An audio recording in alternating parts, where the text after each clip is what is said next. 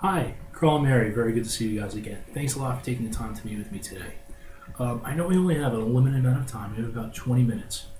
And considering that both of you are in finance, you're an accountant, you're a CFO, I think we move through a lot of this information quite quickly today.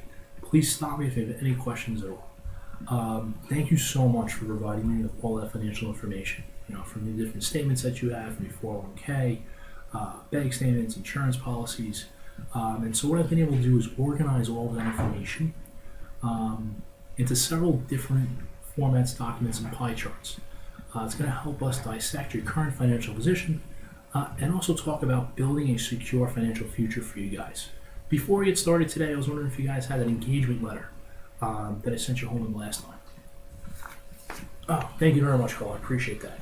The engagement letter is pretty straightforward. Basically, just outlines the services that we were providing for you and also to the fees that we're charging. So I see here that you guys signed it. And okay, great. You don't have any questions about it. Thank you. All right, so I'm going to put this off to the side here. So here's today's agenda. So for today's agenda, what we're going to do is we're going to just talk about the financial planning process. The approach I use is called a 3-panel approach.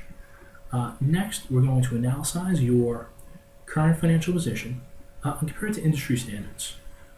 Next, we're going to discuss strengths of your current financial position as well as areas of opportunities. We're going to discuss recommendations for a secure financial future. Then we're going to go to the implementation phase and we're going to schedule a next appointment. Because what we're going to have to do, this is something that's very organic. It's not that we sit down once and put the plan together, but it's going to be a plan that's going to change and augment over time. So we're going to, review and monitor your financial plan going forward.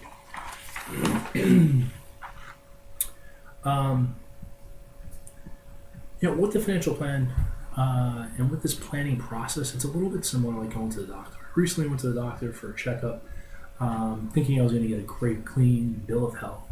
And I found out a few things. Found out that the doctor wanted me to lose about 30 pounds, which I was kind of surprised because I'm a pretty active guy. Also, too, I needed to start watching what I was eating. I had a little bit of high cholesterol. So what I did was I started working out a little bit differently, started eating a little bit healthier. Just like with finance, I'm going to get another checkup and I'll see how the cholesterol number is. So that's kind of the way this works now. So what we do is we do what's called a 3-panel approach. And so the first panel that we really look at is going to be that protection panel. Okay, it's the most important because we can talk about investing in the best mutual funds, the best investment strategies, solutions, ideas. But if you become disabled, or if one of you should happen to pass away, that whole investment and saving just completely breaks down.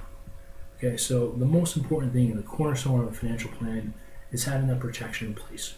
So when we talk about protection, that means we're looking at your health insurance, your disability insurance, your life insurance, and your property and casualty. Property and casualty insurance is like your homeowner's policy as well as your auto policy. So that's the first part of that panel.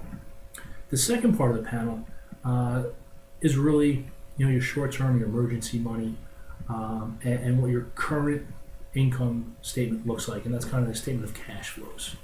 And then the last piece of that panel really is that growth, long-term planning, long-term goals, and eventually it's really going to be that estate planning piece. We're going to talk about how to effectively, and in the most tax-efficient manner, pass your assets onto the next generation.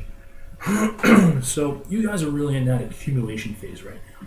So in that accumulation phase, you guys are really acquiring your assets. You guys recently bought a house a few years ago, and you guys are just starting to save for retirement. So while in this accumulation phase, it's really focusing on savings and growing those assets. The next phase that we go on to as we get closer to retirement is conserving and preserving those assets, and then starting to generate income. And that final phase really is that estate planning phase where you're going to set up that money to be distributed, like I just said. So starting with the first panel, that 3-panel approach,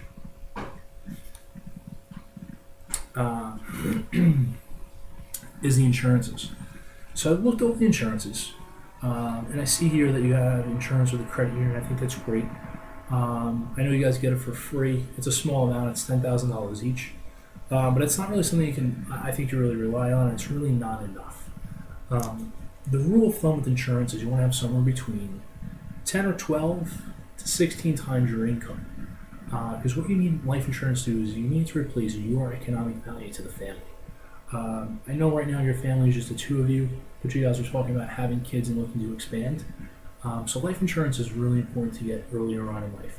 The younger you are when you get the insurance, the less costly it is, the cheaper it is. Because as you get older, unfortunately, health isn't as well, and then just because of your age, insurance companies start increasing those premiums. Also, too, Mary, you have a nice policy through work. The work policy is great. The only thing is if you stop working there or change jobs, you might not be able to take that policy with you. And also, too, maybe you become for some reason uninsurable. So insurance is something you always want to get yourself.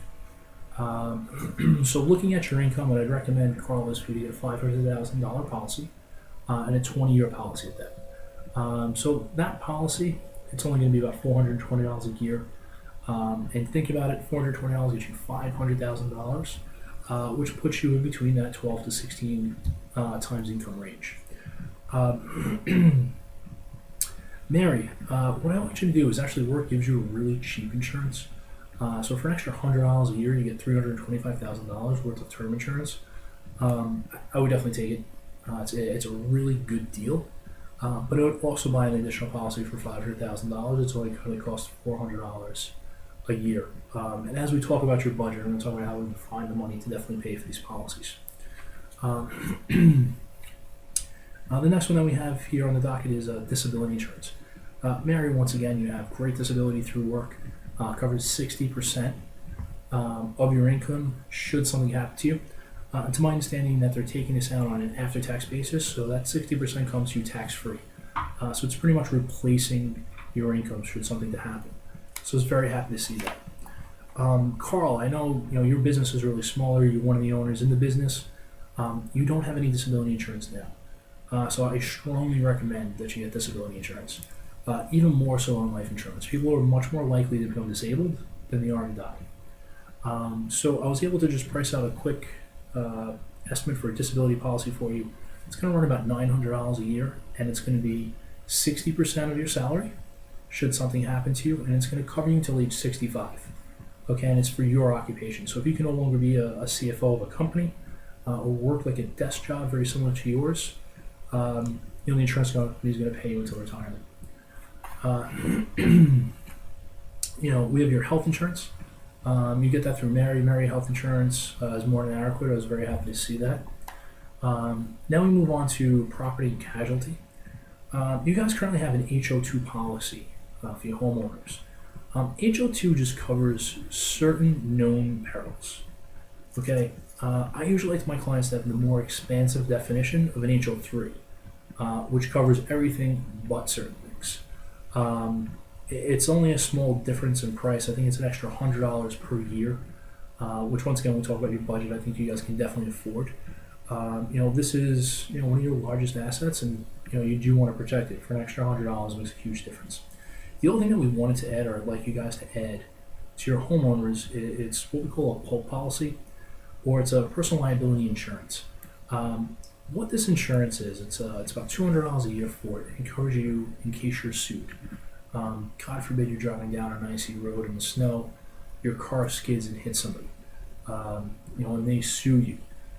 Your homeowners, your car insurance policy is only going to cover you $300,000 worth of damage in that accident, whereas that PULP policy is going to put on an additional $1 million of coverage. So the insurance company is going to fight much harder for you. The more money it's on the line. And for $200, get an additional $1 million. I think it makes a lot of sense. And that really brings me on to the next one, which is your auto insurance. Carl, I know you're looking at getting a new car. You said your truck is consistently breaking down, not very reliable to get to work.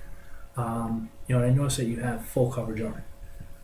What I'd really recommend doing is keeping the amount of coverage you have, but dropping the collision. So we want to do two things, Carl, to yours. One, drop the collision because it's not worth paying for your car that you're looking to get rid of. Also, two, we want to increase your deductible on that. You guys do have some savings. There's no reason why you guys shouldn't have a $1,000 deductible instead of a $500 deductible. You can realize some significant savings with that. Same thing, Mary, with your car as well. As long as your finance company allows you to raise the deductible, I would raise it up to $1,000. Most allow it. Some maybe do recommend you stay at $500. But we raise it to $1,000. We can save you guys a couple $100 a year, which I think it makes sense. So what I've done on this sheet here for you guys is I've outlined my recommendations for your insurance. So life insurance recommendations, the homeowner's insurance, the PULP, the disability for car, as well as the changes on that car insurance. So you guys go. So do you guys have any questions about the insurances? No, it makes sense? Okay, great. So the next thing we're going to look at is your statement of income and expenses. You guys make a good salary between the two of you. And looking through this, unless my numbers are wrong, and we can look through it again in great detail, I'm noticing that you guys are actually spending greater than what you're making by about $3,000 a year. So we really need to change that around. So what I have here is I have this nice pie chart that's drawn up for you guys. And what we see here is we see where you guys are spending money and where we recommend our clients or how they allocate their money here at the bottom. A lot of people, the question I often get asked is who comes up with these numbers? These numbers are really generated through our profession, through years and years of looking at data, researching clients, and looking at people who are living very successful financial lives. And social. So in this section here, it shows your current income statement. So right now you're only saving about 1.85%. You really need to be saving somewhere between 10 to 14% of your income per year. So we really need to increase that. We see down here at about 12%. That's something that's going to have to change. If we look at your taxes are pretty much in line. And we look at your debt payments. Your debt payments are 31%, which is really high. We want to see that down to 25. Looking at your debt payments, there's two big ones. There's a couple issues with that. One is you guys have a lot of credit card debt that we need to really start paying down aggressively, which we're going to talk about.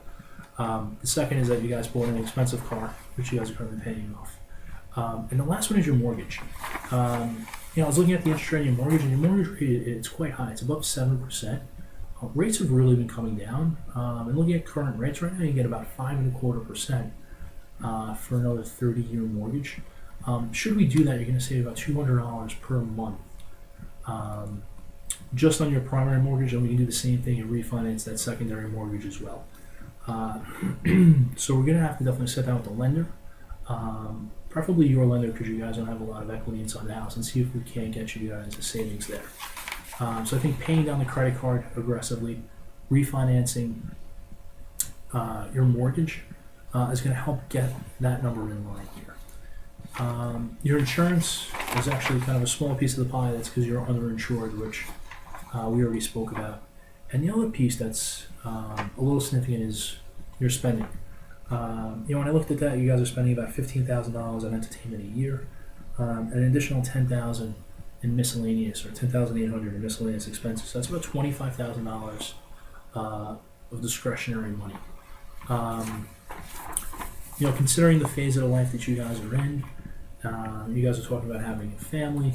We're going to really need to watch that budget.